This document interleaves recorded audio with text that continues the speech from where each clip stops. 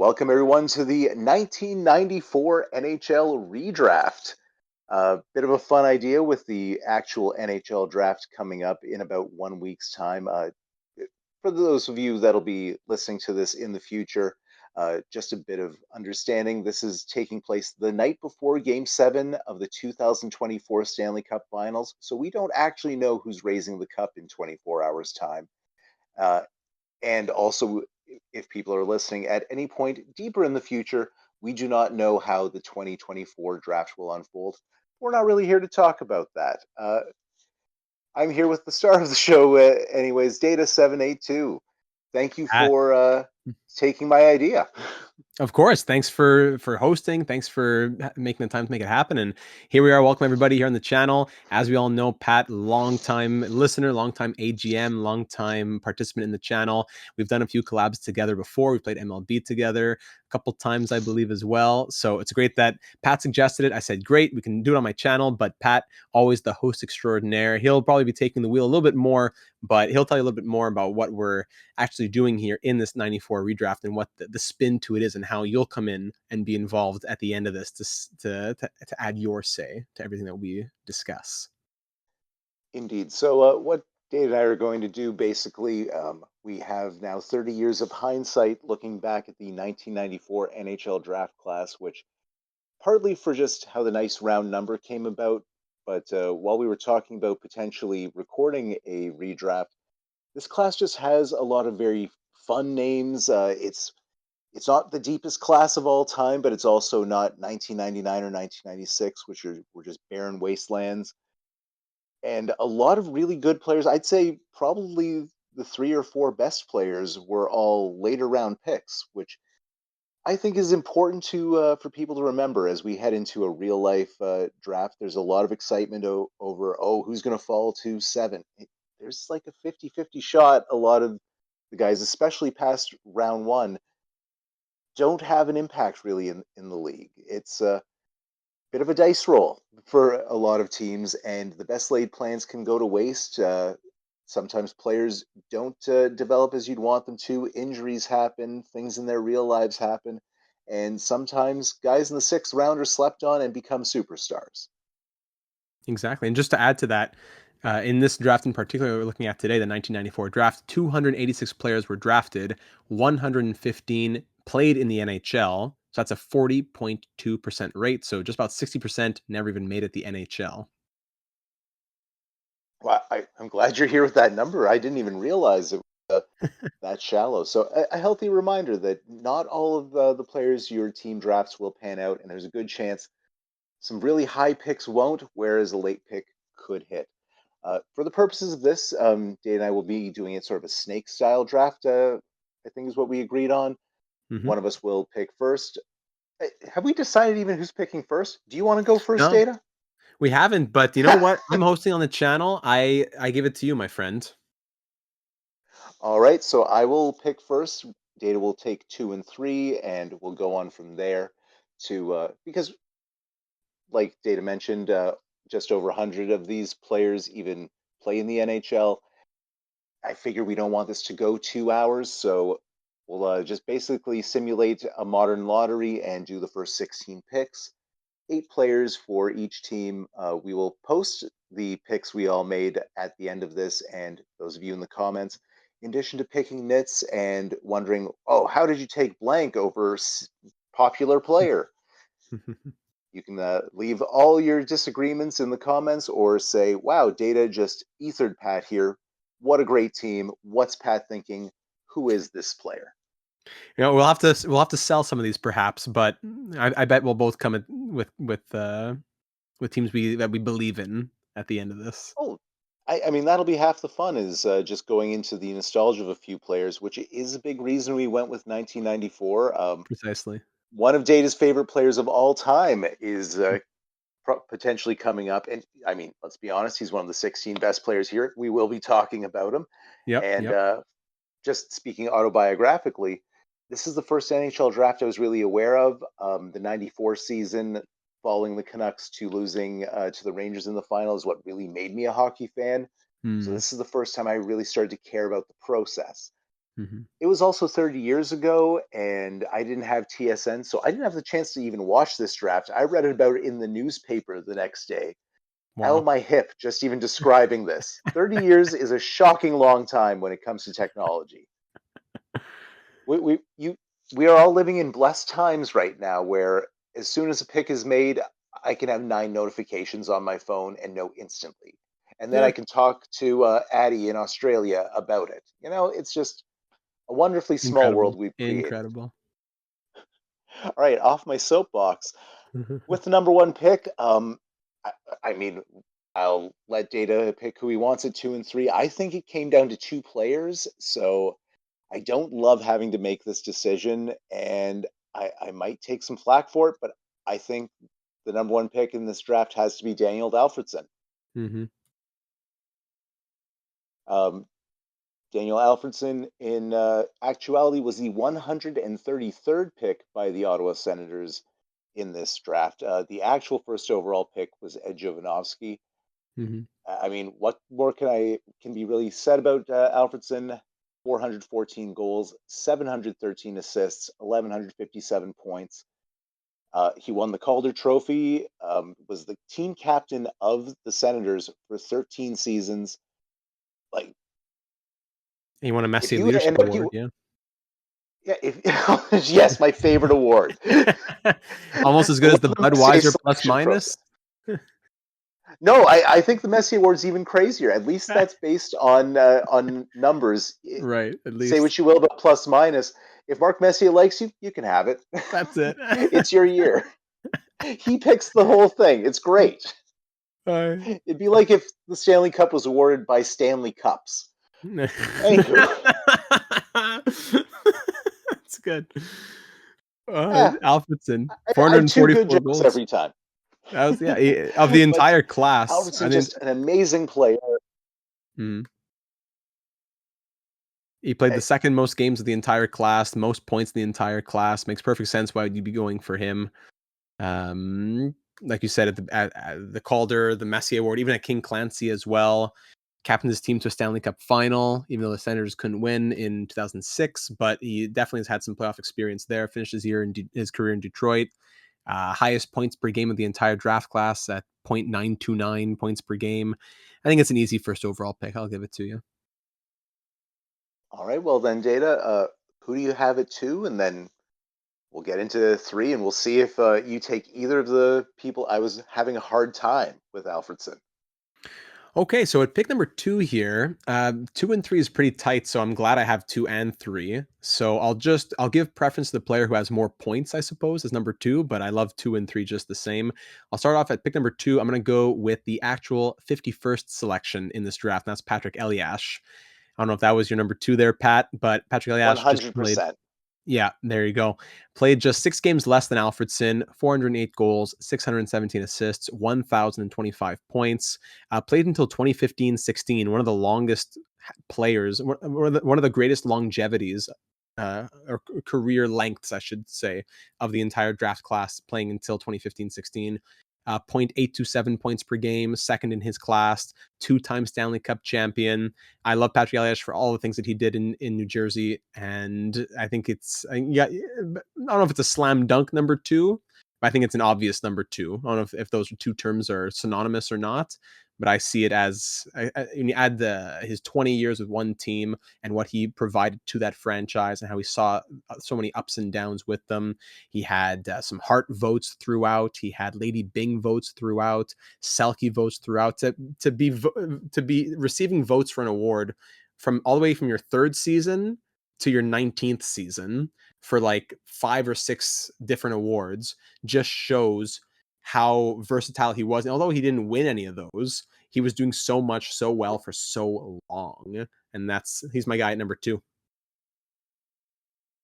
Oh yeah, 100% Data. I mean, just further to that, one thing I really value is peak in addition to longevity, and Patrick Elias's peak was crazy. I feel like a lot of these guys, because they came into the league literally the season where the draft started to take over, Right.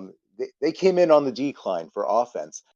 Look at 2001 Patrick Elias, 40 Yeah. goals, 56 Mm-hmm. assists. led the league in plus minus, our favorite stat. Mm-hmm. Um, was in the Selke voting, so huge two-way player. He was the best offensive player on a Stanley Cup winning team, on a very good Devils team that was competing with some cash spending juggernauts.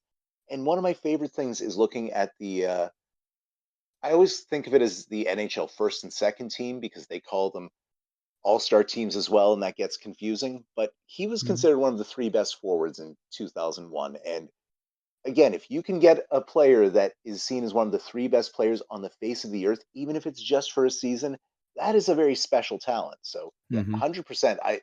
And it's the playoff success where in the two-way Yep. play where I'm thinking, man, do I take Elias or do I take Alfredson? It was a tough call. So thrilled that you went with him at number two, man. Hey, I got 2 more cup rings on my team already than you do, so got to catch up. Oh, shots fired. Yep. And speaking of that 0-1 season, I was just looking at the points from that season. You have Yager at 121, Sakic at 118. Then you got the divide, but Elias is right there, the best of the rest at 96. He's third in league scoring. Then you got Jason Allison, Alex Kovalev, etc. But he's the best of the rest there. He was in that top 3. And that again, he was playing for the team that defined defense in that era, the Trap Devils. Like he was not on Mm-hmm. an offense that was geared towards putting points in the net. They were geared towards winning games 2-1 all the time. And Mm-hmm. there's something to be said about being the best player on a team that's that good for that long. Yep.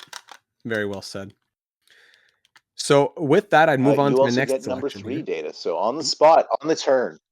Yes, perfect. That's why the only reason I had said it's an obvious number 2, but not a slam dunk number 2, is because this player I'm taking number 3 is one of my favorite players. And it's not who you think it is. I'm not going that early. But one of my favorite Fair. players, I'm a big hockey card collector. There are certain players that I have collections of, and this is one of those players. I have always been a huge fan of such an underrated player. And at number 3, the 87th overall selection, Milan Hajduk. Milan Oh, I Hajduk, like that. what a player this guy was. 1,020 games, 375 goals, 430 assists, 805 points, third in the draft class for points per game. Not what I'm looking at, but just to note, 0.789 points per game. So that's third in his class. Played until 2012, 2013.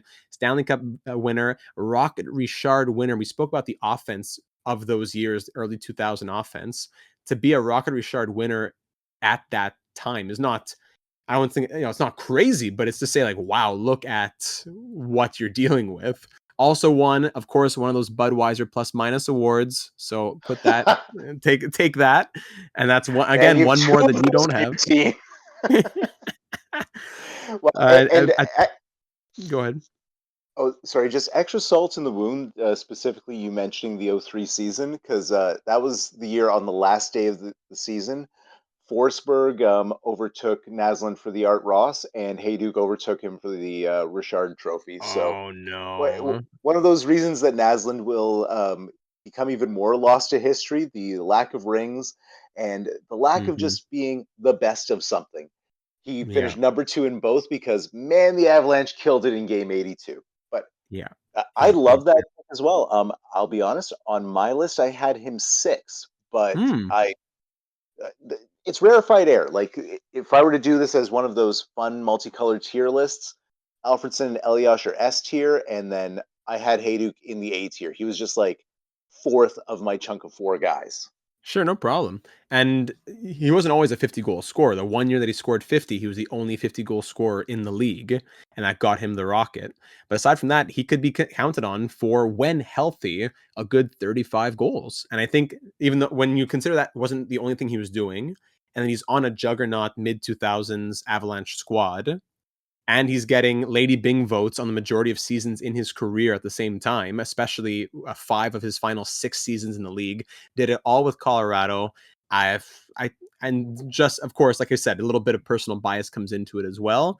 Milan Hajduk was my number 3. Love him for so many reasons. I'm so happy that he has a ring and that he's maybe not on the Mount Rushmore of the Avalanche of the 2000s with the Sakic, the Waugh, the Forsberg. But I don't know, that fourth, if it's Rob Blake, Adam Foote, Milan Hajduk, maybe, he's in that conversation of the top 5 of that era. And I think that he kind of gets forgotten once in a while because of how impressive the cast of characters around him was. But all I have to say, I take him at number 3, and I am honored to have him on my squad. Data, if the third overall pick in the draft this coming weekend is as good as Milan Hajduk, that's a win. Mm-hmm. Like the number 3 Absolutely. pick is often Alex Galchenyuk or Pierre-Luc Dubois. Like, Mm. I mean, getting a Hajduk, slam dunk. I do Yep. love that pick. Thank you. Maybe the thing I love more is it opened the door for me. And unlike you, I would never be biased and just take a player that was on my one of my favorite teams. No, Never. instead, I'm making the sensible decision and picking Ed Jovanovski at number Mm-hmm. 4. Yep. um, Obvious little bit of bias there, but I honestly think Jovanovski is the best defenseman in the '94 draft, and I don't think it's particularly close. No, I agree. He was the actual first overall pick in the draft. Um, Led all D men in the class in games played and points, 500 career points, which is actually the ninth most for players in this season. And he was a very, very durable player. I forget exactly what his consecutive played games streak was, but it was formidable.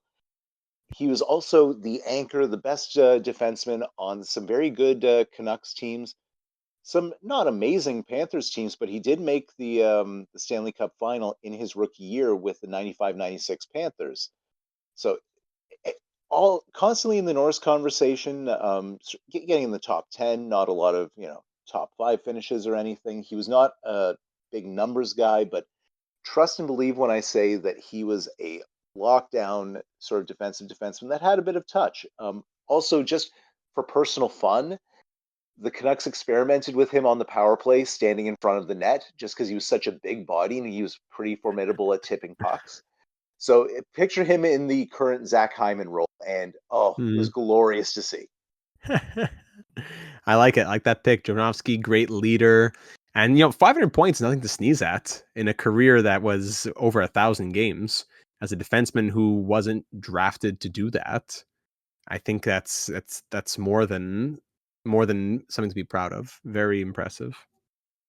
Surprisingly good goal scorer as well. Like defensemen rarely hit the double digits, but his points weren't from setting up the play on the power play and being a power play QB. But here I'm looking at it, and uh, the season I'm talking about, you can just see it on hockey.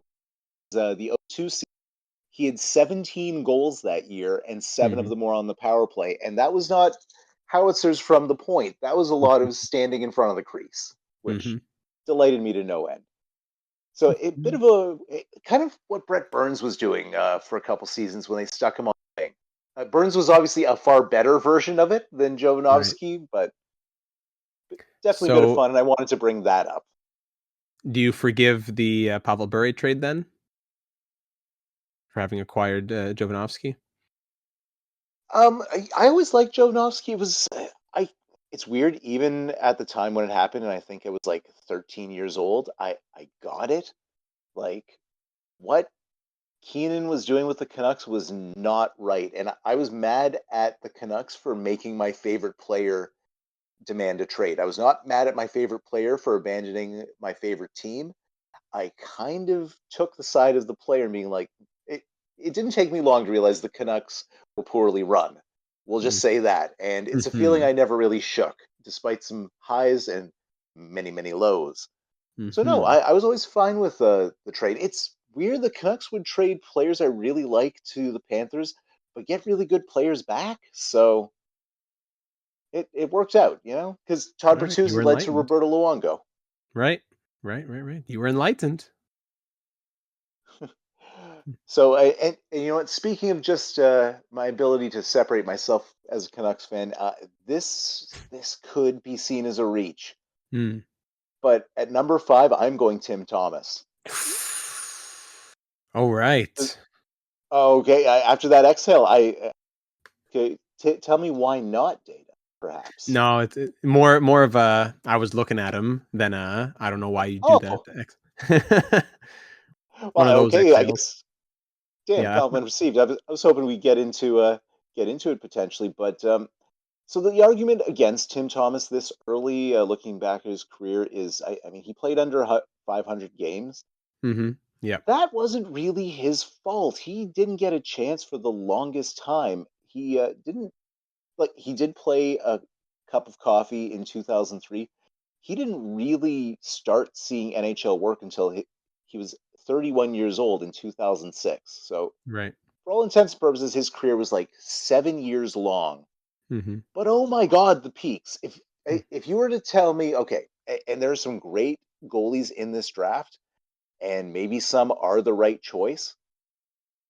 But if you were to tell me, you can draft a goalie that has a great, consistent 15-year career, or you can give me a goalie that'll only give you 7 seasons, but one of them will be the best goaltending season in a quarter century, and you will get a Stanley Cup as a result. Mm-hmm. I'm probably taking that because 2011 Tim Thomas was him. Yep. Since since the lockout in 2004, they changed the rules on goaltenders to increase scoring. Tim Thomas has the best goaltending season in 2011 since that happened. So we're talking 20 years now, and I don't think it's particularly close. He also won the Vezina by a landslide in 2009 as well. So 2 seasons, he was the best goalie on earth. It's sort of like a great value version of Ken Dryden to me, where you're That's getting exactly such a what I was high waiting to high. say that. I was just waiting Oh, to say that. Yeah. Well said. oh, well, thank you. Great minds think alike, and fools often differ, rarely differ. No, I messed it up. But anyways, yeah, I have to go with the guy that snatched away the Canucks' best chance at a Stanley Cup because I Mm. saw how he did it. You shut a team out in Game 7, plus how he got there, you're in my book.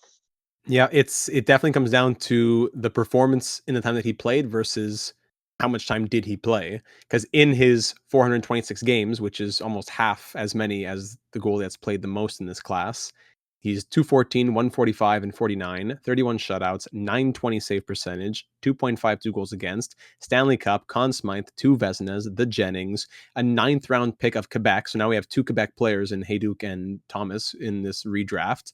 Through our top 5, we have 2 drafted by the Nordiques who never played for them, even unless you count Hayduke having played with, same organization, but just to say.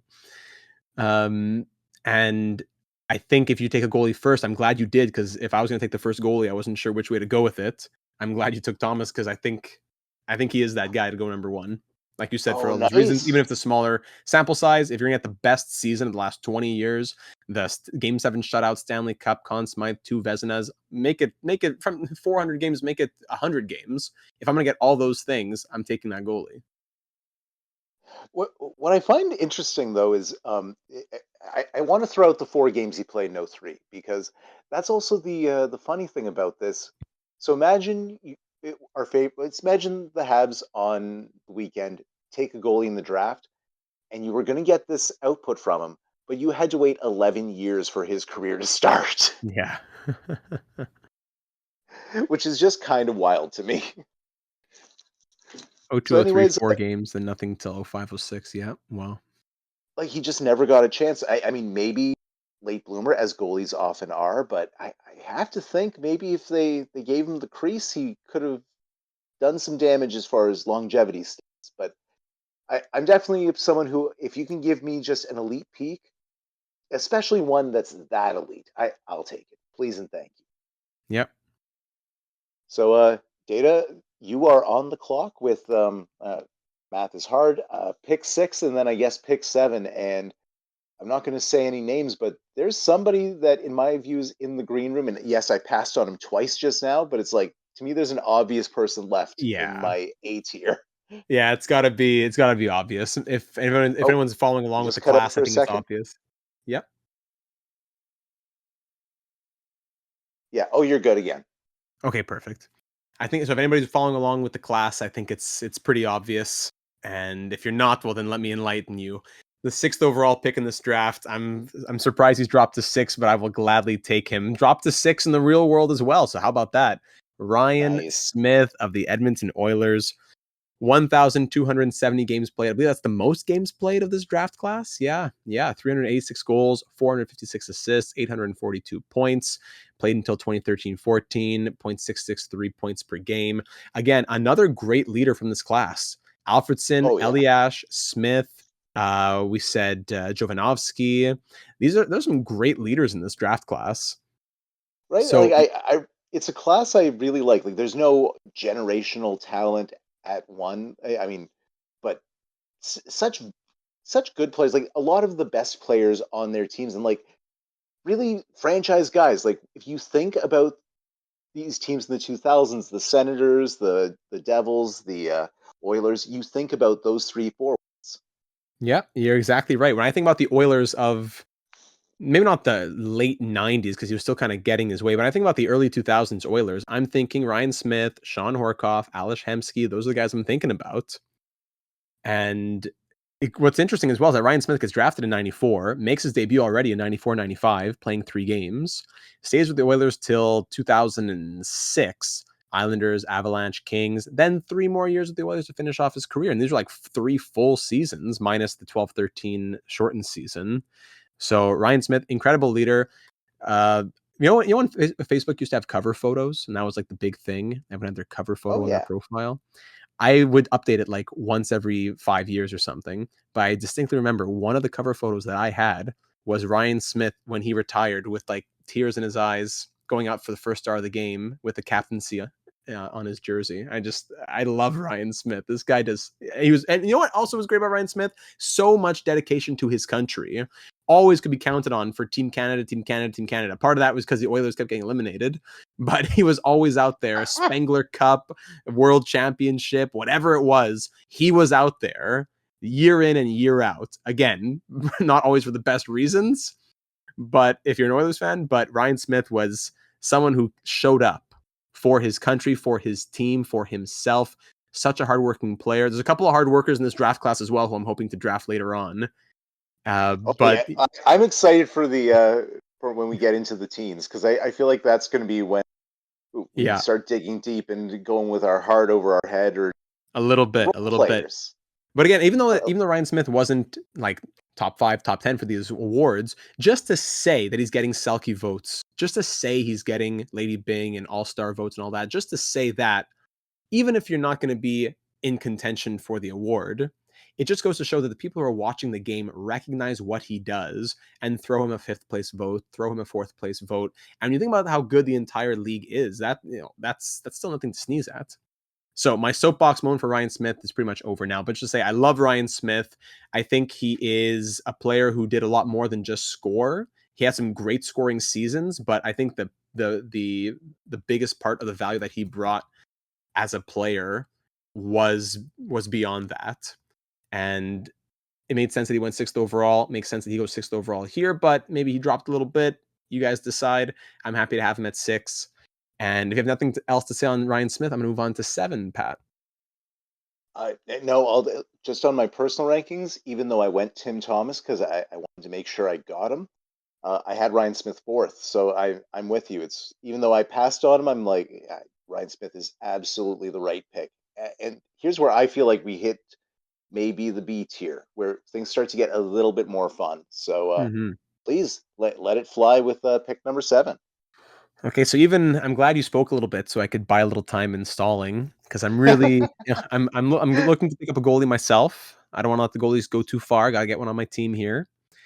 And it's really between 2 guys for me. I can't tell you which 2 guys those are just yet, but there's 2 guys it comes down to, and I think what's going to be the decision maker is the award voting. I'm going to go with that. It might be that this goalie didn't have as high of a peak as we're talking about Tim Thomas's peak, but I'm going to go ahead and select Evgeny Nabokov with this next Mm, selection.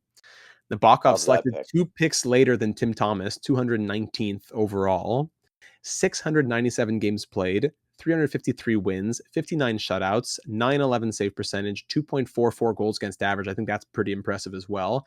Calder Trophy, and then a 6-time Vezina vote recipient, as well as being a one-time, what's the word I'm looking for? Just a runner-up for the Vezina as well. First runner-up, so finishing second in voting, but receiving votes 6 different times in his career. 353 wins, an almost 700 game career for a guy drafted 219th to play until 2014-15, not just to have the career that he did, but to be a legend on the Mount Rushmore, I would say, again, another phrase that I'll use, of San Jose Sharks history so far. You think Pavelski, you think Thornton, you think Patrick Marleau, but I think he might slip Evgeny Nabokov onto that top four. Oh no, yeah, I could totally see that. Bit of a fun thing I'm just seeing while looking at this data. Tim Mhm, Thomas went 2 picks before Nabokov in the real life draft, 217 and 219. mhm. Imagine we have that seventh round this week. Holy. I love those late picks. Love those late picks, Oh, and same. And yeah, Nabokov, really, there's not much that can be said. He was electric for a long time and just one of the best goalies consistently in the NHL. And yeah, I think I'm almost surprised you went with him, but I think he was sort of the clear number two goalie in the draft, and it gets a little bit more fun. yeah. But yeah, that's a great pick, and especially if we are leaving this open for people to say whose team is better, I think that helps your case quite a bit. Well, I think what also goes, I was focusing so much on the Vezina votes, I haven't realized he was also a six-time Hart vote recipient as well. Not always in the same seasons, but like for example, he finished sixth in Vezina votes and 23rd in Hart votes in 2004, second in Vezina votes, seventh in Hart votes in 2008, then fifth and 16th, fourth and 23rd, etc. So six-time Vezina votes and six-time Hart votes, even though he never won anything except the Calder. I think, and it's too bad that Sharks team couldn't win a Stanley Cup. His best seasons were some crazy, crazy seasons in like the 920 pluses of save percentage and in like the 2.1 somethings of goals against average. So getting to Nabokov at his best, what a fun goaltender. Too bad towards the end, as most goalies go, not the great, so with the Islanders, then a tough time with the Lightning to finish it off. But when you think of Nabokov, you think of him with the Sharks and you think of what he provided to that team. And funny that they're both ninth round picks, but I'd say I have him going as the second goalie after Tim Thomas here. Well, and you know what? It's funny that with Nabokov and Thomas, because those guys were them and Carey Price during that run at the end of the 2000s, turn of the decade there. They were basically the three best goalies in the league. It felt Mhm, like at the time, and just this 3 year stretch from the 2000 from the 07-08 season to the 09-10 season, 46 wins, 41 wins, 44 wins, mhm. 910, 910, 922 save percentage, 214, 244, 243, finishing second, fifth, and fourth in Vezina voting. Like, you want to talk about consistency That's it. for a third of a decade? That good. Like, Mhm. who do we have on that level? That's like that's Shesterkin stuff we're talking about. That's like There you go. Vasilevsky, yeah, There you go. sort of rarefied air. So for the younger listeners or viewers, that's who Evgeny Nabokov is. He's probably not going to be in the Hall of Fame, but oh my God, he's in the Hall of Awesome. Mhm. Well said, well said. I wonder if a little bit goes into the Sharks and their market in the mid 2000s, but Hey, I do think he gets where's respect. Jiggles? Where's Red Boy? Let's get him talking about. I do think he gets appropriate respect, but I wonder if he would get even more if he would have been in a larger market at that time. It has to be. I mean, Yep. we definitely see it with hockey almost more than other sports because it is such a team game. It's not like a Pedro Martinez where yes, he was in Montreal, but the world knew Pedro Martinez because he was the star of the show one day out of every five starts. Like it's tough, and I think it's almost tougher for goals because they're just evaluated on a whole different level. I think Tim Thomas is underrated, and we just talked about how he was this god tier goalie for about 3 seasons there, and people have already forgotten about him. It is tough unless you're like a Mount Rushmore level Yep, yep, goaltender. yep. It's hard, and I hear being in you. a big media market helps. Well said. So after those two selections, now that puts you back in the clock for two more, 8 and 9 coming your way, Pat. All right, so we just had I mentioned Tim Thomas was the in real life 217. Data just took the in real life from the 94 draft 219th pick. Oh, I know where you're going with this one. I'm going with the 233rd pick in real life. Mhm. I needed another forward here because it got I think the second and third best, and then it's a bit of a drop. I'm going Steve Sullivan, who's Mhm. drafted by the New Jersey Devils in real life, the Sioux Greyhound. 1,011 games, 290 goals, 747 points. I'll be honest, part of the reason I went for him at this moment is it's a fairly steep drop off at forward after this, but he was a whopper of a player, just phenomenal. And what's interesting to me is he was in the Calder race and was traded mid-season, something I always loved. He started the season with New Jersey Devils, finished the year with the Toronto Maple Leafs, and finished top 10 in Calder voting. Also, I mean, he wasn't a big time defensive threat, but he got Selke votes. He was a good hand, so to speak. Hmm. Excellent shorthanded Yes. penalty. Pardon me, excellent penalty killer. Hmm. The nice thing that would jump out for people is he had 8 shorthanded goals in one season, but he was just a tour de force back there. He was consistently back there on those Blackhawks teams, and then later on the Predators teams. Where, hey, you want to talk about an easy way for a guy to slide under the radar? You play for the Blackhawks before Patrick Kane and Taves show up, and then you play for the Predators before Hmm. they get really good. Like I feel like he was chronically slept on, especially after he left Toronto, because he surprise, surprise, a guy Toronto quit on 2 seasons too early back in the 2000s. Not to throw too much salt on the wounds, but there's a reason that drought is where it's getting in their own way. You know? Two things that stand out the most to me about Steve Sullivan. One more statistical, one more personal. First thing that stands out to me on Steve Sullivan, I only saw him play once. As I used to always go, usually, long story short, my family and I would go to 2 games a year growing up for the Canadians. I would choose a game, usually whichever team my favorite players were playing for. But my brother would always choose the Penguins. And one year we went to see the 2011-12 Penguins. And I think he had a shootout winner that game, anyways. He had 48 points that season after he had started to maybe slow down a little bit in his final years with Nashville. They go to the playoffs that year. Nothing crazy. They lost in the first round, but just to say 6 points in 6 games from a guy who had scored 48, yes, but just a point per game in the playoffs that year. Love that. I loved his grit that he brought, and I love, like you said, his penalty killing ability and two-way ability. Even if he's not going to be the sulky guy, top 5, top 10, he's doing well enough that the league is recognizing that and giving him votes. Now, then, less statistical, more personal. I love that in just about every top 10 on TSN, you have the puck going over the glass and hitting the fan in the face.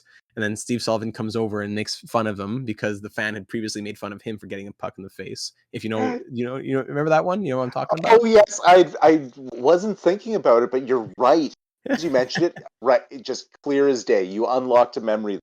How did I That's forget about that? That's a he oh took a high so stick or good. got a puck in the face. Steve Sullivan did, and then there's a fan pretty much like pointing at him in the glass and saying, "Oh, you got a little something there," as there's blood coming down. And then later on in the game, a puck goes over the glass, and then Steve Sullivan comes by and says something to the fan. I guess between the glass, you could hear his voice. And the fan starts like trying to like point like what did he say, what, and then like his wife is putting the towel over his face and laughing and saying, yeah, good job.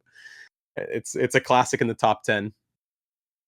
Well, and I feel good about this pick as well because just context within the draft class.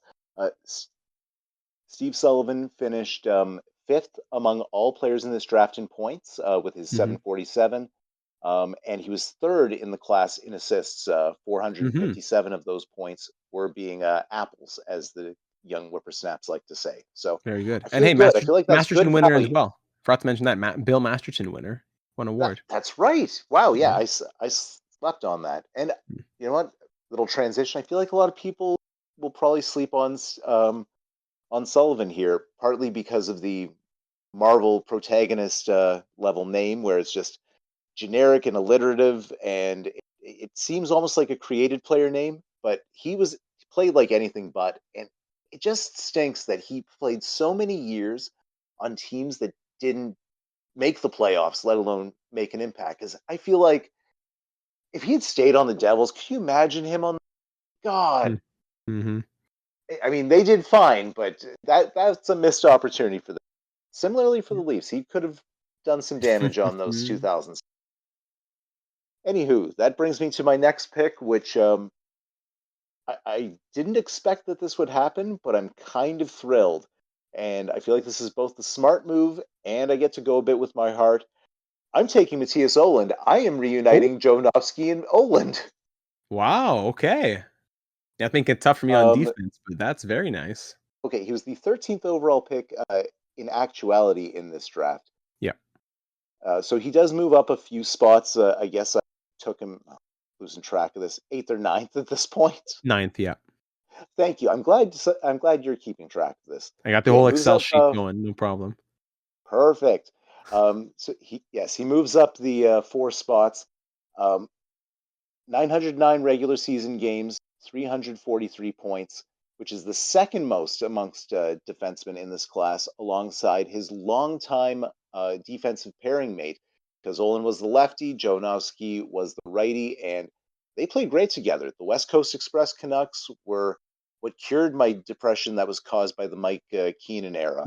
And amazing Keenan didn't find a way to trade Olin in that 1 year he was there, but thank goodness he didn't. I feel, again, not.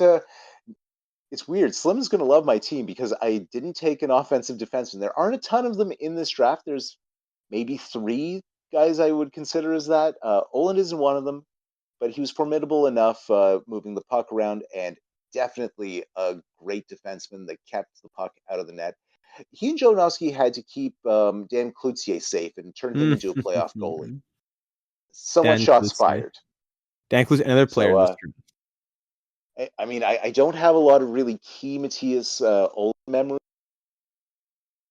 The absence of bad. One way I rate players is how often they frustrate or make me mad, like showing low effort, making dumb decisions. Being a PLD from the laziness, being a Jared Bull from the "what are you doing" sort of perspective. And Olin worked hard, did the right thing, made the right play, and he seemed unselfish. I don't know the person, and I don't remember a lot of great Matthias Olin interviews, but he played like a guy that was okay being second banana.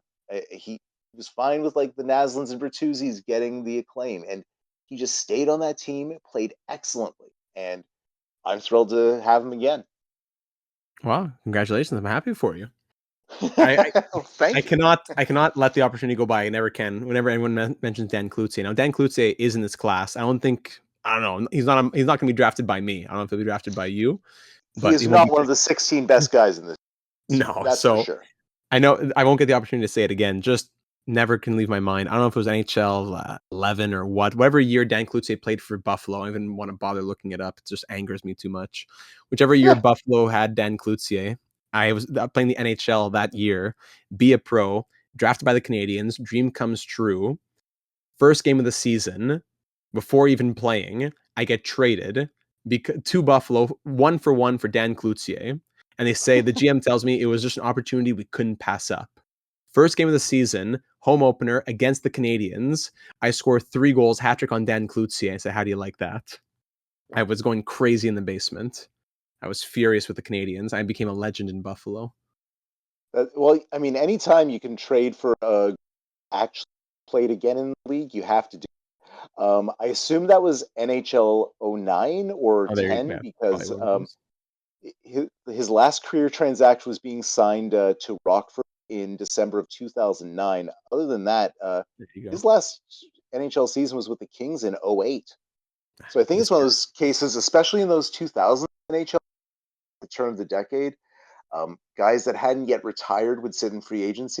Might have just gotten traded for the. Okay, yeah, our younger listeners will know about like Dustin Bufflin just sitting in free agency last few. Maybe it was a case like that. Mm-hmm. But anyways, wow, that I'm glad you got to make them regret the Cloutier trade. That is Just hilarious, wanted to my get that man. off my chest. Sorry to digress a little bit. Oh no, no, no! Hey, we got to talk more about the Canucks and reasons why things didn't go great. I, I have nothing bad to say. I mean, God bless Dan Cloutier, but I'm sure he's a lovely Absolutely. fella. Just not his EA version.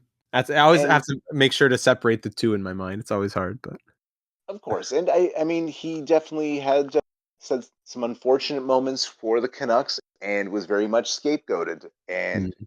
being honest, he was the right whipping boy, certainly in one of those off seasons.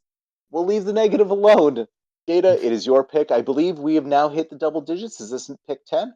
Yes, this is pick number 10. So with pick number 10, I don't mean to focus too much on the points. I think I've given good arguments for why I've drafted these other players outside of their point production. But for this one, I got to focus a bit more on the point production, and I'm going to be going with I just noticed this, another selection from the Quebec Nordiques, and that is Chris Drury, with the 10th overall Great pick pick. here. So Drury, not the craziest numbers, but good. 255 goals, 360 assists, 615 points, but all in 892 games, giving him 0.689 points per game.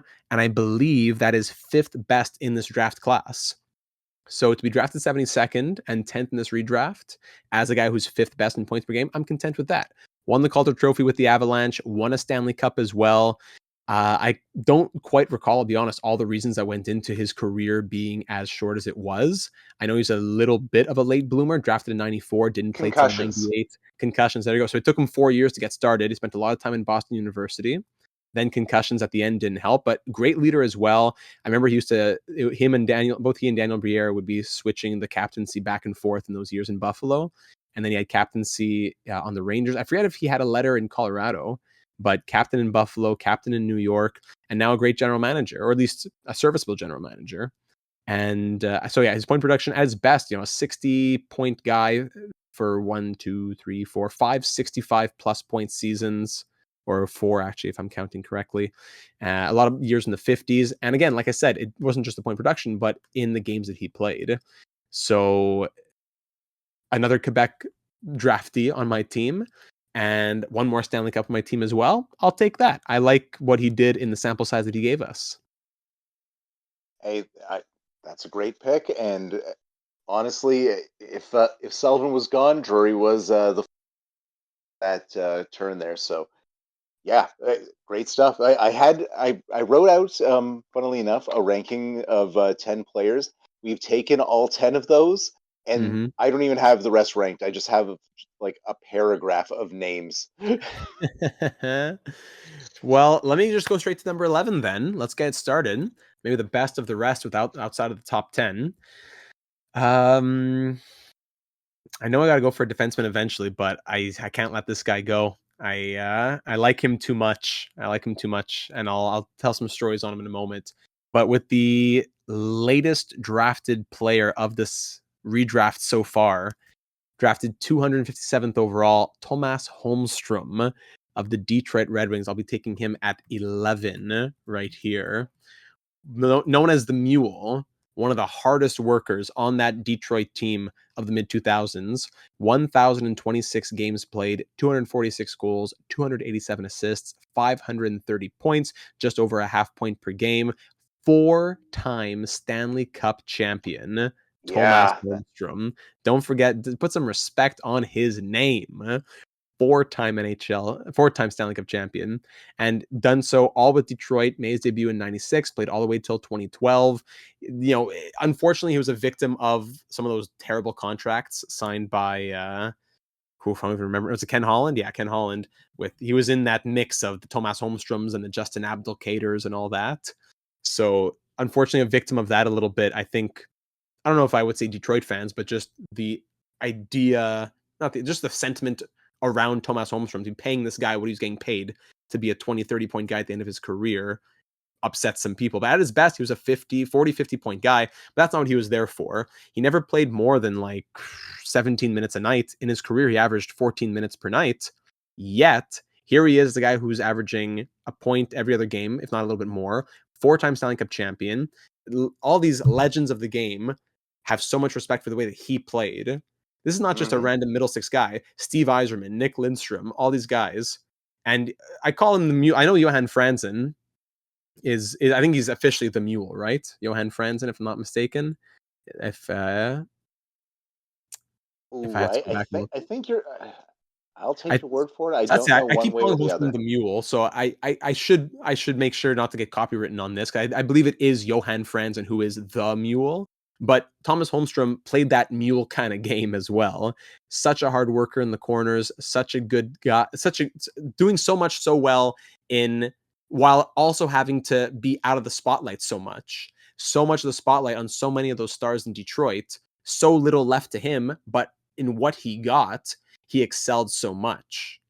So maybe not the mule, like I said, Johan Franz, and I can't take that away from him. I'm going to have his lawyers calling me, but 4-time Stanley Cup champion and a guy who did so much so well. Long career, drafted so late, proved many people wrong, and I will add him and his Stanley Cup rings to my team. Love that pick, and 100% right now if you hadn't taken Holmstrom for all the reasons you said. And I'm almost glad you took him, delivered that beautifully. Longfellow couldn't have said that better. Um, I have like no notes outside of the fact that his rookie year is when the Red Wings, and this might seem crazy to some people, the Red Wings had a crazy Stanley Cup slump. And if you guys can remember the Tampa Bay Lightning about 5-6 years ago, and people wondering how is a team this good just unable to put it together in the playoffs, that was the Red Wings of the early to mid 90s. Just amazing teams that Yep. would shout out Slim, they would choke. Lost Mm-hmm. in the 95 finals, got swept in July by that they dominated the league. The 96 season, if we take away the overtime loss point, actually the second best season in NHL besides, I think it was the 75 or 76 Habs, but those 96 Red Wings were crazy, and just the way the Avs series unfolded, they lost that one. Finally, they put it together in 97, and Holmstrom's first year, he was a key contributor right from Jump Street for them his rookie year. Mm-hmm. And consummate middle six guy, he was never going to be on the floor. But you know what? If you're one of the 9 best forwards on a team that wins 4 Stanley Cups, he stayed with the Red Wings for 15 years. They never moved off.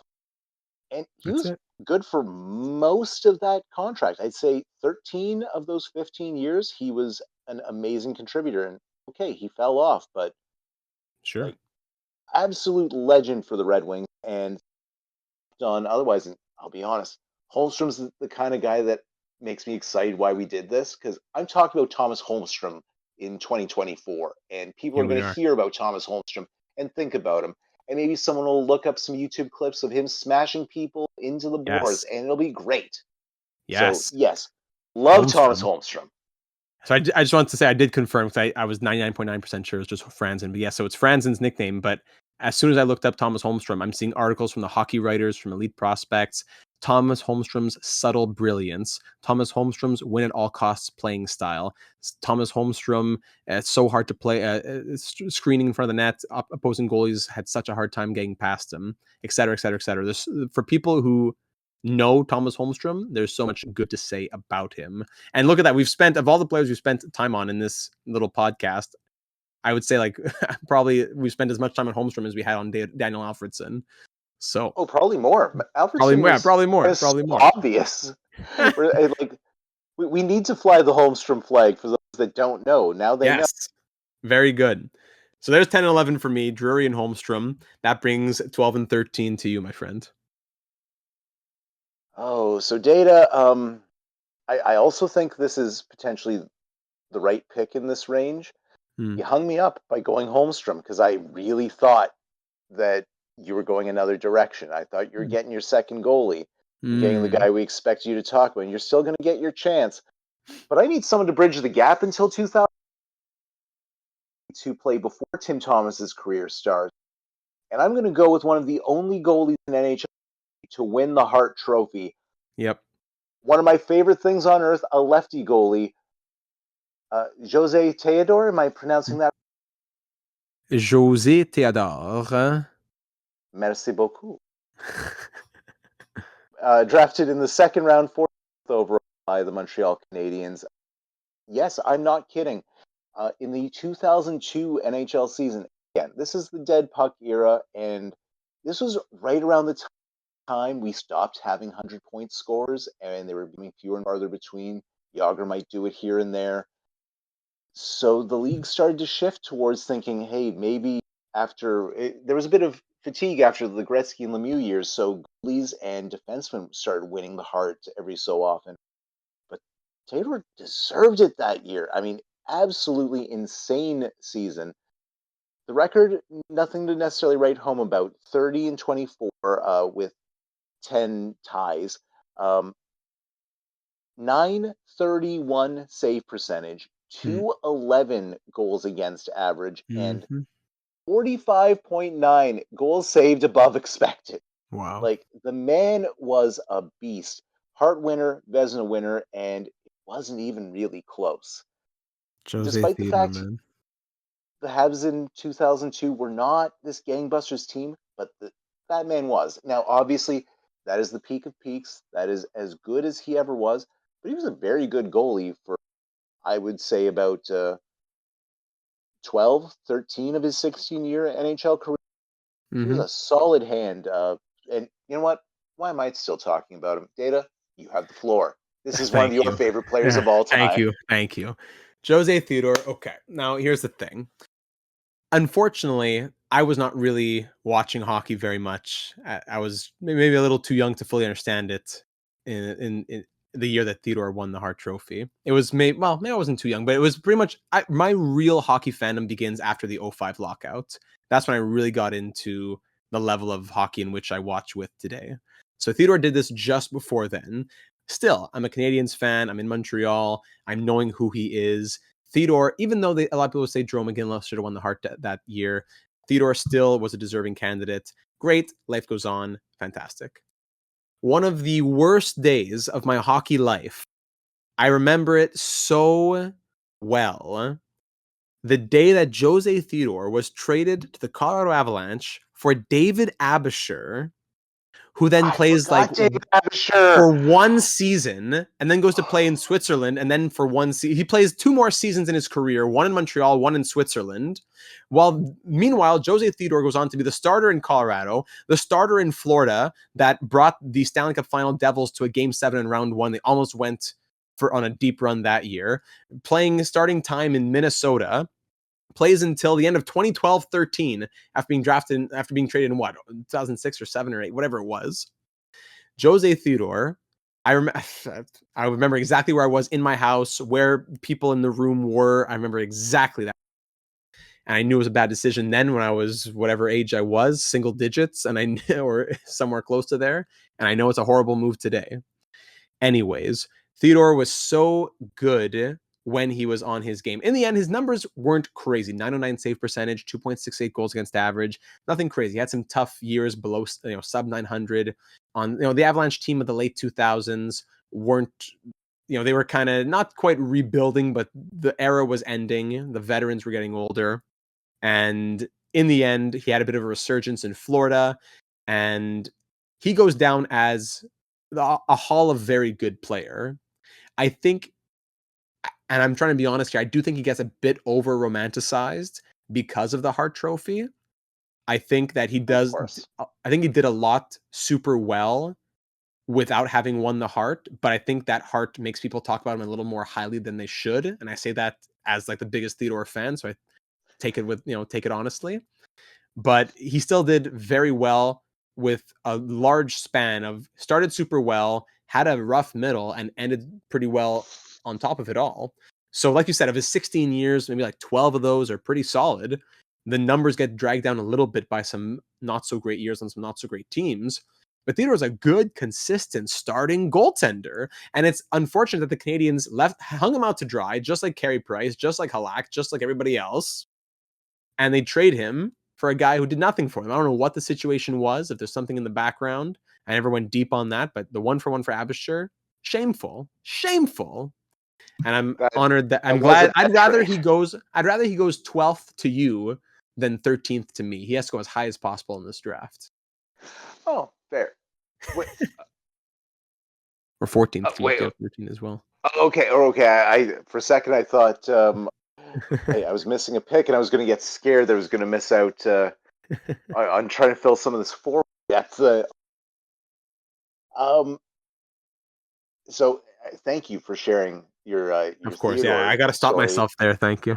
No, no, because I'd like more of that, and he talked so well about Thomas Holmstrom because even though my next pick I feel like is absolutely the right pick, I don't have a lot of Jeff Friesen memories. Mm. Like, what's your favorite Jeff Friesen moment? I had a really cool hologram hockey things. Literally, the best Jeff Friesen memory I have is this hockey card I got from a McDonald's.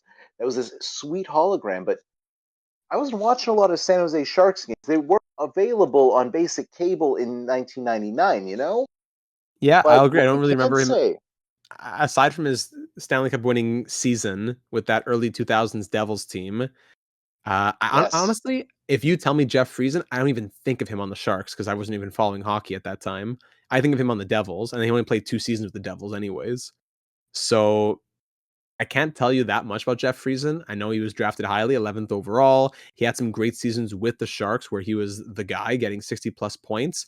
When he went to these other teams, he was more of a cobble it together kind of guy. Like ugly seasons towards the end, 12 points in 72 games, 4 points in 18 games, 7 points in 33 games. Kind of cobbled it together towards the end of his career. 130 penalty minutes in 53 games with the Berlin Polar Bears in the DEL. Once he went to Germany, he just let it loose after being never having more than like 50 penalty minutes in a season or one of 75. And he just let loose for 130 in Germany with the Polar Bears. So just throwing that out there. go But Bears. yeah, go Bears. It played for Canada U20s. I don't quite have the same hockey card collection of Jeff Friesen as I do of Jose Theodore. I forgot to mention that. Big, big, big. I might be, I don't know. I wonder if I'd be the biggest. Maybe not in Montreal. I'm probably at a disadvantage being in Montreal, but I put myself in the top 10 of Jose Theodore hockey card collections in Canada. I'll go ahead and say that. Sorry to bring it back to Nice. Jose Theodore, but Oh, no, so no, no. not much else to say on Jeff Friesen aside from that. Aside from respecting the numbers for sure, you got to respect the 516 points in 893 games, one Stanley Cup, 0.578 goals points per game. Makes sense you take him here, but I can't say I have Well, many memories about Jeff Friesen aside from him winning a cup with the Devils. now, the one year where I do have some Friesen memories, and thankfully, the internet and looking at hockey references refreshing. I was very invested in the 2000 playoffs, partly because I was in a pool and I guessed right, and about a third of my players were New Jersey Devils, and no one else had them. I didn't have Friesen, but I remembered him being like an absolute dog in those playoffs. And looking at this confirms my belief. He had 10 goals in that Stanley There Cup you run. go. Yeah. There you go. Makes Yeah, sense. 10 goals, 14 points in 24 games in that run, averaging 16 minutes a night. And one thing I do remember about Friesen is he was a good all-around player. He was often on the penalty kill. I did not remember, I'm learning this while picking him. He led the NHL in shorthanded goals in 19, which is Oh, kind of a neat well thing. done. How about that? There you go. So I mean, it's definitely a very good player, someone teams be happy to have, but the drop off is also a little obvious. And the accumulation stats are just not there because he stopped playing at the age of 30. So, Mhm. nevertheless, he had nearly 900 NHL games, finished with 516 points in an era where there was not a whole lot of scoring, and finished his career with 15 shorthanded goals. So, he's often on the penalty kill and succeeding. Okay, well, to all you Berlin Polar Bear fans, break out the jerseys. We got him here. He's what 13th overall. Right on. So that I guess that means you get the next two picks, and then I'm bookended by going 16. Correct. Am I Now, right with that? yes, you are exactly correct. So Sweet. this next selection here, it's going to be another one similar to Friesen in the sense that I think this is the obvious pick, but I can't really tell you much about this player or memories that I have about this player because he wasn't really playing very much when I was following hockey. But if I got to go crazy that it's here we are at 14, but I got to finally take my first defenseman here. And it's me, Oleg Tverdovsky, who was drafted second overall in this class by the Anaheim Mighty Ducks. So Tverdovsky gets drafted by Anaheim, spends a couple years there, bounces around Winnipeg, then they go to Phoenix, then back to Anaheim again, then New Jersey, wins a cup, goes to Carolina, wins a cup, then LA, then the AHL, and then you think his career is over. Nope. 1, 2, 3, 4, 5, 6, 7 more years in the KHL. Just like that. So quite a long hockey career, not a super long NHL career. 713 games, 77 goals, 240 assists. So 317 points in 713 games, 0.445 points per game, 2-time Stanley Cup winner. So I've been going heavy on the Stanley Cup winners in this draft, it looks like. But Tverdovsky, even though he was drafted second overall and didn't quite meet the expectations of someone to go second, especially the top two being defensemen. When's the last time that happened, right? So Jovanovski and True. Tverdovsky going 1 and 2. He was involved in some big deals, including one for Jeff Friesen. So just to throw that out Hey, there. very good. He was traded from the Ducks to Winnipeg in the deal that brought Teemu Selanne to Anaheim. So that was one big one. And then later on, when he was back on Anaheim again, he was traded from Anaheim once more to New Jersey for the deal, with Jeff Friesen in the deal that brought Peter Sikora and Mike Commodore and all those guys to Anaheim. So he's been in a couple of larger deals, two-time cup winner, 0203 and 0506 after he was then in Russia for a couple seasons. So bounced around with the NHL and Russia. That's why I don't think there's as many memories to think about him on top of the shorter NHL career. Just he also bounced around between the NHL and the KHL a little bit as well. But in the end of the day, he had some good production. He had some solid seasons, some good enough plus minuses to say why not, and a couple of rings to throw in. Why not? I'll make him my first defenseman off the board. Very nice. Tverdovsky, it's one of those things where probably people, I guess, would look at him as a bust because of how high he was drafted per se. But Right. I'm glad that you shone light on his extended career playing in the KHL and everything. Just Mhm. kind of focusing on his NHL career. Even though I took Jovanovski and Oland 1 and 2 in points for defensemen in this draft.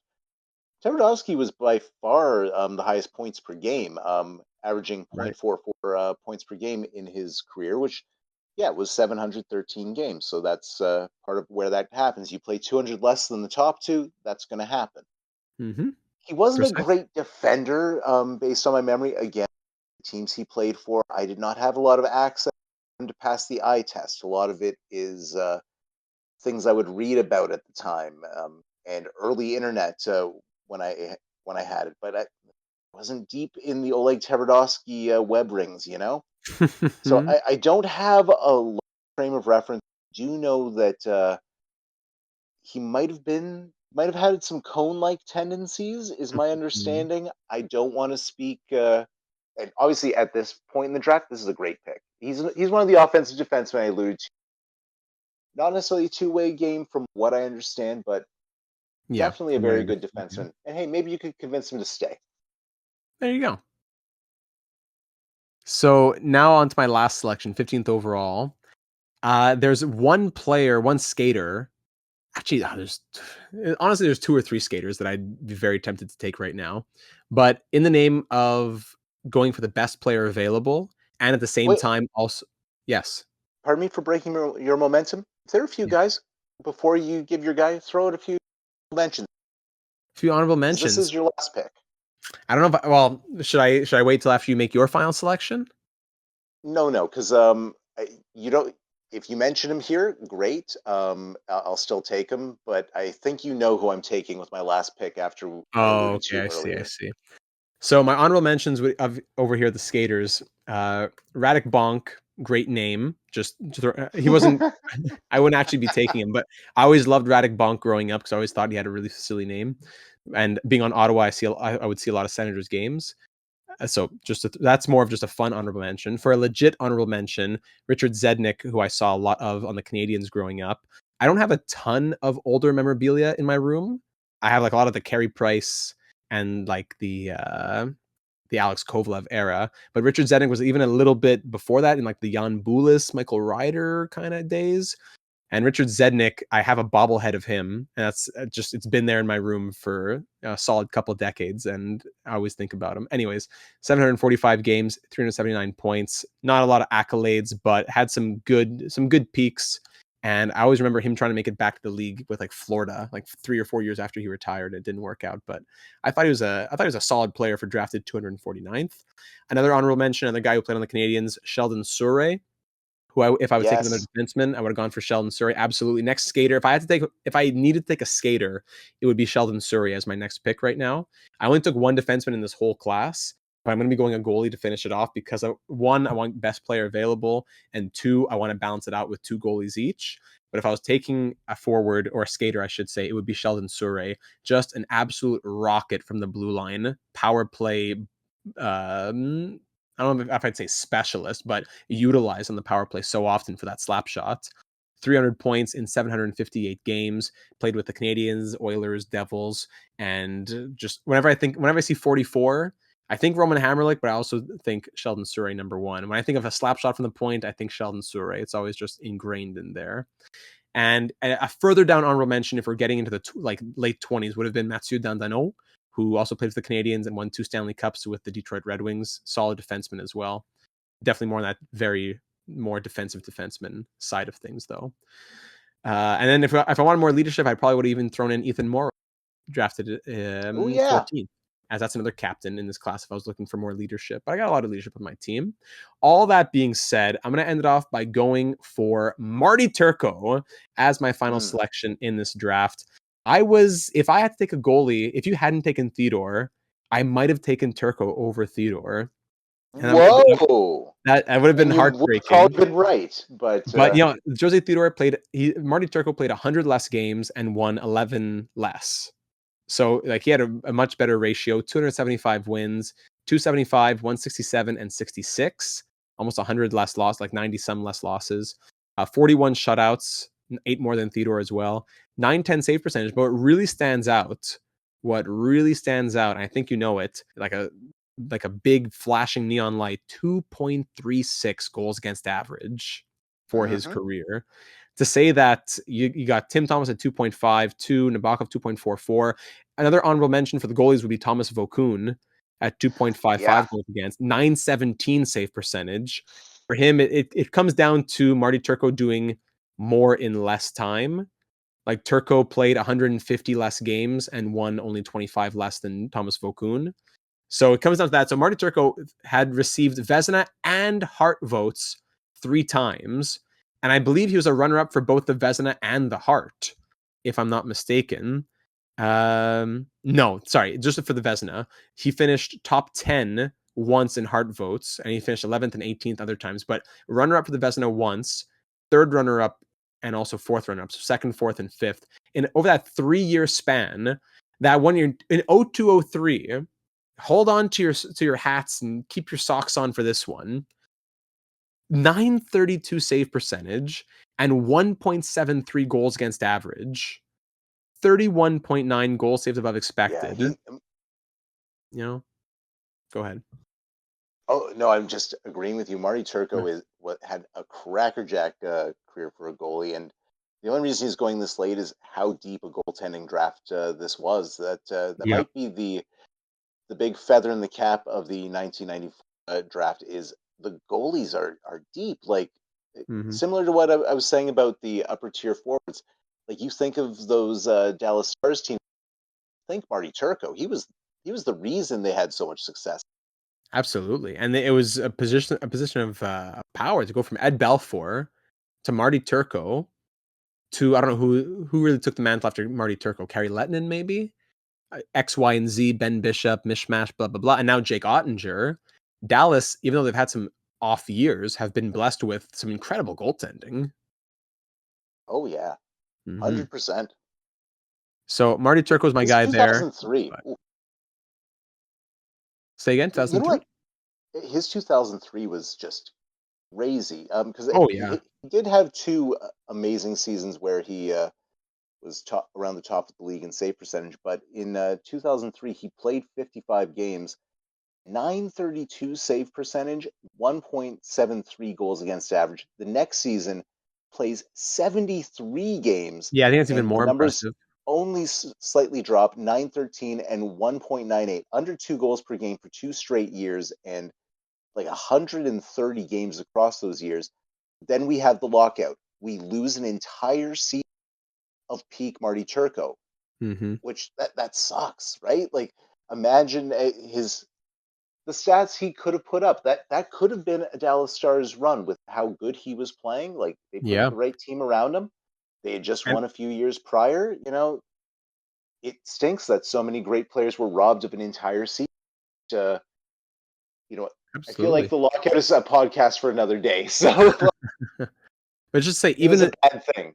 Yeah, those 2 great seasons. But if you even look, say his first 4 seasons in the NHL, he never had a worse save percentage than 913, and never a worse goals against average than 2.09. Usually it's the inverse where you say, okay, well, the first few seasons, you let them get into it. You don't even really consider those numbers when you look at a player's career. No, the first 4 years of his career, yes, 2 were as a backup and 2 were as a starter, but still, just to say, the first 4 years of his career, never worse than 913, never worse than 2.09 on goals against average. I think the goals against average is what shocks me the most. 2.09 was the worst goals against average that he had over 4 seasons. So Marty Yeah, Turco, got to put some respect absolutely. on his name. He's in the hall of very, very good. Put him somewhere. If he just Oh, had I'm maybe a larger sample size or some awards to his name, I think he'd be in that conversation of Hall of Fame. I think that's how good his best was. I mean, we probably saw some evidence of it here. Yes, personal bias. You're obviously the bigger Theodore fan than I am, but I Sure. he was one of those guys I loved growing up as well. But I think maybe that amazing Hart Trophy season, that one peak season, might have blinded me. I think you have the better second goalie, if I'm being totally honest. I have the goalie I'm happy I took, but yeah, Turco's excellent. And if you had taken Turco at 12 and I took Theodore at 15, I'd be just as happy. So I think it works out fine both ways. Yeah, I feel And you there. that's it. Not really So any, not really any L's to take here. You crushed it on the honorable mentions. There's only two other guys that you did not I think bring I up. missed one of them actually. If I could just give a quick shout out to Freddie Modine. I forgot to shout out That was Freddie one of them. Modine. Yeah, Yes, there you go. yes. I won't say the other Um, one, but Freddie the Modine, other, Stanley Cup champion. I love him. In part of our Atlanta Thrashers NHL '07 dynasty mode, which has to be continued eventually. if you still have the save file up, and if you post it, people will watch. You know. There you go. There you go. The only name and you might have said, and I just Jeff O'Neill, the fifth overall pick in the Yeah, draft, who is Jeff, not. I didn't. It doesn't do it for me. That's fair. I mean, but 821 games had just shy of points. Not the same two-way player as a bunch of the guys we selected, which is why he is not going to be my final pick at 16. My final pick, and this is, I think, as maybe I've talked myself into it, but I think it's as much head as it is heart. The numbers aren't there, but what he did on the ice, I feel like spoke volumes. I'm going Richard Park as the Hmm. 16th pick of this draft.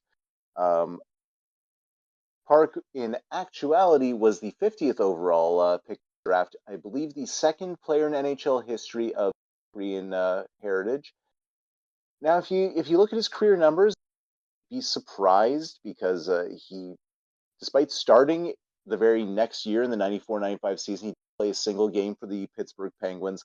He didn't have a year of more than 15. Oh, I am mistaken. I missed in '96. He played 56 games, then took like half a decade off developing, and came back playing like around 10 minutes a night, right around the turn of the decade, or going to the Minnesota Wild. And suddenly, at 25 years old, it clicks, and he becomes this third line, just great player, super quick.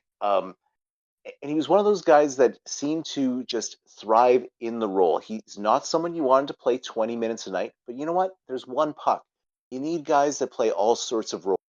You don't have 12 forwards all playing 20 minutes a night. It doesn't make sense. Let your stars be stars. And he's not to the level of Holmstrom, but he filled that sort of same role. Excellent defensive player and had this sneaky speed where combined with his defense, he has several. And on the NHL website, they have a competition. But Park had multiple 5-on-3 shorthanded goals, which those are very rare if you guys aren't aware. It's Wow. crazy they happen at all. And he did it on several occasions. He was the assistant captain to John Tavares for the New York Islanders. And despite the fact his career high is 31 points in his entire career, Hmm. he was never the offensive guy, but he's clearly a player that other players respected, spoke fondly of. Before I forget, speaking anecdotally, the 2003 Minnesota Wild playoff run, the best in their history. I'm not saying that as some weird backdoor shade. Yes, the Wild have had a hard run. That was a genuinely exciting playoff run they had, and Richard Park was a big part of it. Him, Andrew Brunette. Hmm. I think Walt Wise is the name of the other guy I'm Wow. thinking of. Like a lot of lunch pail guys, like no stars to be seen, but Wow. they would just scrape by and win games, multiple games in overtime. Park, I believe, had game 6 or game 7 winner in the first round against the Avalanche, who were a powerhouse that year. If you can watch one 20-year-old NHL, 2003 Avalanche going 7 with the Minnesota Wild, Hmm. and Richard Park, just maybe it's the memories and the fact I did play, and every time I anyone that's heard me talk about Zach Hyman, different type of player, but he falls in that category where I like him maybe more than he's good, but I Hmm. see his value. His value is so obvious. He's a glue guy. He does the Hmm. things that not everyone wants to do to make room for the star danglers, for the big shot takers. He's the guy you play when they rest. And I love having Richard Park on this team. If you look at any other redraft, I'm sure no one, maybe end of the first round, but I'm thrilled with Richard Park. So, and I'm glad I got to talk about him. Love it. Very good. Love hearing it. Other honorable mentions, like we said, Zednik Modine, even Sergei Berezin, forgot to mention him. He had, Berezin, I thought about mentioning yeah. Modine and O'Neill, the only two that you hadn't mentioned until you mentioned Modine. So I was Mhm. going to leave him off. But yeah, he was sort of the obvious name of the leftovers. Just seeing anyone else. The only Yeah, other people I can think of are dishonorable mentions, and I feel like you and I are too positive to get into. Oh, Dave Scatchard. As a Canucks fan, he was very good for like a worse version of Richard Park. You love having him on the third line, could win faceoffs, got some grit. The absence of bad, not do things that would make me upset, which Mhm. I feel like that cannot be understated when a Mm. player does not anger you and cost you things. Like they don't have to win every game as long as they're not losing them for you. There you go. There you But go. yeah, that's about all I got. Because other than that, we run into just the relatives of better players like Wayne Primo and Brett Lindros. Right, right, right. A lot of those are injury guys. Maybe worth mentioning, fourth overall pick, Jason Bonsignor. Just speaking anecdotally, the first draft bust I really remember because he was Mm, instantly not it, and they knew it right away. Whereas Alexander Daig, that took a few years. good Like Daig point. was actually pretty good for. Uh, it was that sort of delayed thing, almost like Yakupov. You know how Yakupov had like a 50, 60 point season at first, and it seemed like Yep. he might be a thing, then he was definitely not a thing. Mhm. Dag was more that trajectory, whereas Bonsignor, it's like, wait, you took him? And immediately, like in training camp, it was like, oh no, this guy's not good. Ryan Smith's worth looking at, though. So Um, I have that memory. Do you have anything else you want classic? yeah, I was just gonna add 12th overall, Wade Belak, Slim's kind of defenseman. Oh, Yeah, no, you're right. 33 Yes. points in his 549 game career, 1,263 penalty minutes. Great defenseman. Obviously, rest in peace. And I really enjoyed playing with him in franchise mode. I remember very clearly having him on Florida and on Nashville in some of those games that I was playing on. I always enjoyed having Wade Belak and Jordan Tutu in Nashville. I thought that was always a fun combination. Tutu, one of my favorite players, by the way. So Tutu and Belak, I loved having them and seeing them in Nashville. So honorable mention goes to him as well. Uh, Say, Data, just for a fun exercise, let people know how much of a dice roll the draft is. Um, would you mind recapping 1 through 6? Mention each name. I will just mention what overall they were picked in this draft.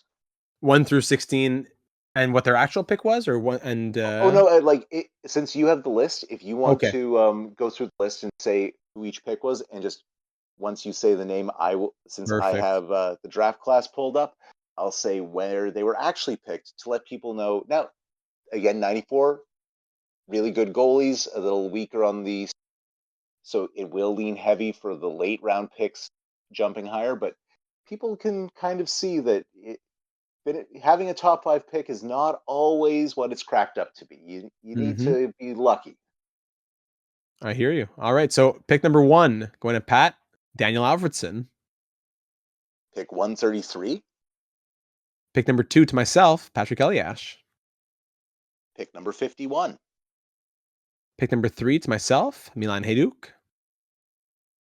Pick number 87. Pick number 4 to Pat, Ed Jovanovski. Went fifth overall. Pick number 5 to Pat, Tim Thomas. Oh my goodness, I need 217. Pick number 6 to myself, Ryan Smith. Pick number 4. Pardon me, pick number 6. So he 6 went in on the right 6. There you place. go. Pick number 7 to myself, Evgeny Nabokov. Pick number 219. Pick number 8 to Pat, Steve Sullivan. Pick number 233. Pick number 9 to Pat, Matthias Oland. Pick 13. Pick number 10 to myself, Chris Drury. Pick number 72. Pick number 11 to myself, Thomas Holmstrom. Pick number 257. Pick number 12 to Pat, José Théodore. Pick number 44. Et c'est quoi en français? Which number is that in French?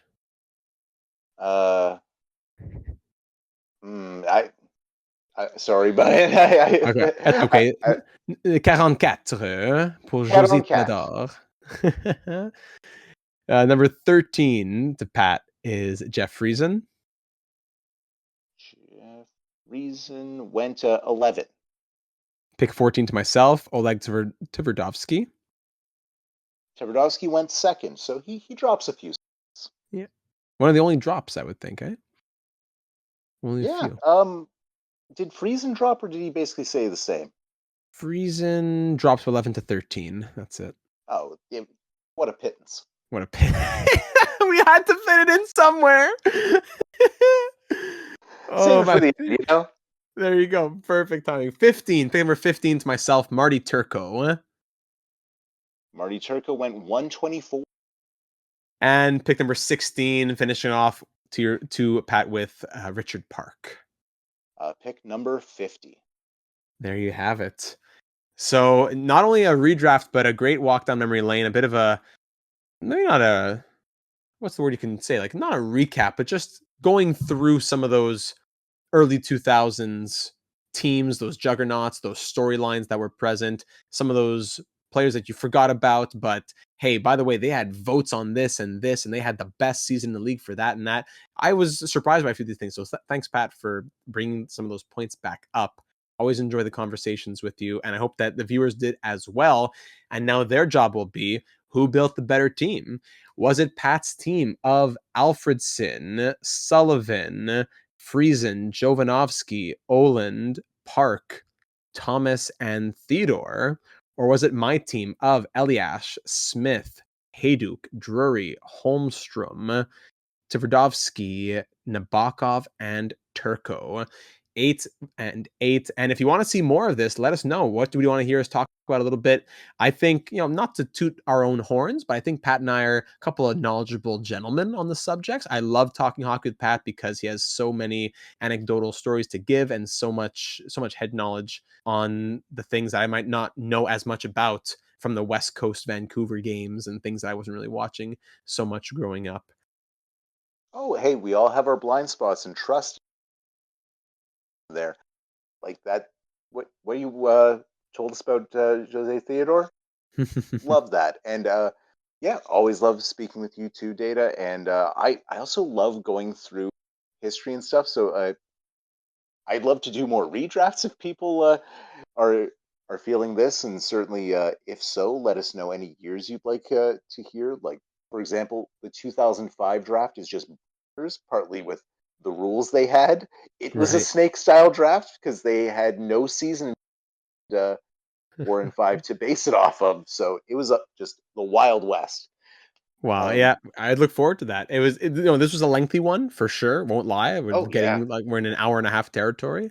But if you enjoyed podcasts, you enjoyed just listening, there's nothing to watch in this one. If you enjoyed just listening, hope that we were able to help you cut the grass or whatever else you're doing out there in the beautiful heat.